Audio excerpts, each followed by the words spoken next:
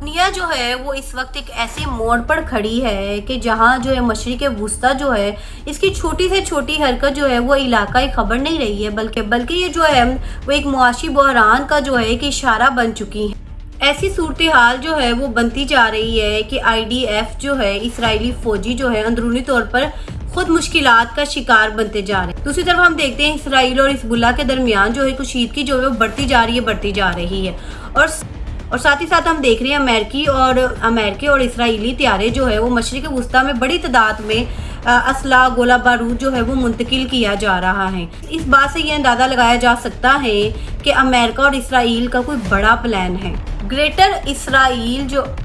اسرائیل کا لبنان پر دباؤ ڈالنے کا جو منصوبہ ہے وہ کوئی نیا نہیں ہے۔ گریٹر اسرائیل جیسے کہ پرانے نظریات سے جڑا ہوا ہے، تو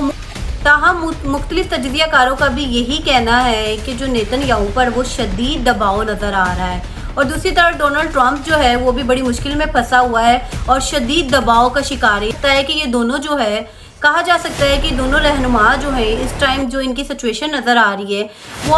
ایک مشکل راستے سے نکلنے کی جو ہے وہ کوشش کی جا رہی ہے کہ کس طرح اس مشکلات پہ جو ہے وہ قابو پایا جا سکے۔ اپنے ہاتھ سے ہی پیدا کی ہیں، ان سے کیسے بچا جا۔ ایران کے ساتھ جو کشیدگی جاری ہے اس پر یہ ظاہر کیا جا رہا ہے کہ ہم ہی فاتح ہیں۔ تو امریکہ اور اسرائیل کس طرح فاتح ہو گیا؟ کیونکہ امریکہ تو یہ چاہتا تھا کہ ایران کی حکومت چینج ہو جائے، تو حکومت تو ابھی تک چینج نہیں ہوئی۔ امریکہ چاہتا تھا کہ اس کے یورینیم پر جو ہے وہ ہم قبضہ کر لیں، تو 9 مہینوں سے جو ہے وہ ایران کا یورینیم ہی امریکہ کی جو ہے ایجنسیز کو پتہ ہی نہیں ہے وہ کہاں پر ہے۔ امریکہ ساتھ ساتھ یہ چاہتا تھا کہ ابنائے ہرمز کو کھول دیا جائے، جس پہ ڈونلڈ ٹرمپ نے ایران کو جو ہے وہ دھمکیاں بھی دی اور ان گنت دھمکیاں دی، لیکن ایران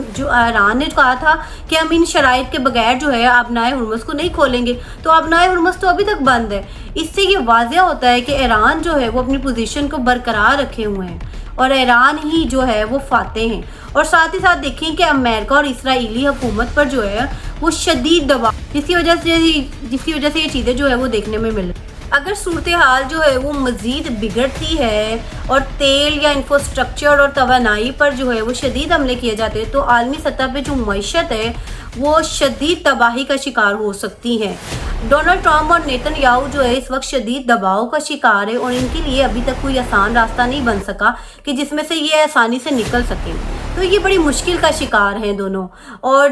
دیکھا جائے کہ نیتن یاہو جو ہے وہ لبنان پر جو کارروائی کر رہا ہے اس سے وہ سمجھ رہا ہے کہ اس کے لیے کوئی راستہ نکل آئے گا، لیکن حقیقت اس کے برعکس ہیں۔ ہزاروں فوجیوں کو جو ہے ان کی بنیادی ضروریات بھی نہیں فراہم کی جا رہی، جس کی وجہ سے جو ہے اندرونی طور پر اسرائیل میں انتشار جو ہے وہ بڑھتا چلا جا رہا ہے۔ اللہ کی طرف سے جو ہے وہ مسلسل حملے جاری ہیں، جس